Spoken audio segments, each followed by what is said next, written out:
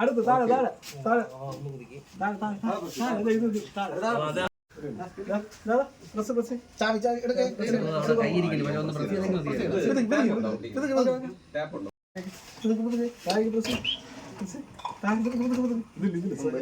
സെറ്റിലോട്ട് നോക്കിയാ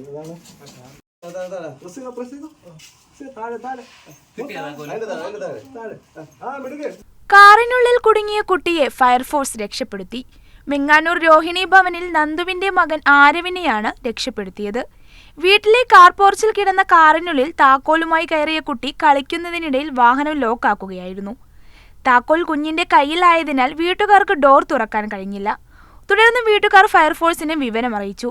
വിഴിഞ്ഞം ഫയർ സ്റ്റേഷനിൽ നിന്ന് ഉദ്യോഗസ്ഥരായ Sajeev Kumar, Vinod Kumar, fire and rescue ഓഫീസർമാരായ സന്തോഷ് കുമാർ, പ്രശാന്ത്, അനീഷ്, ഷിബു, രാജേഷ് എന്നിവരടങ്ങുന്ന സംഘം സ്ഥലത്തെത്തി കുട്ടിയെ പുറത്തെത്തിക്കുകയായിരുന്നു.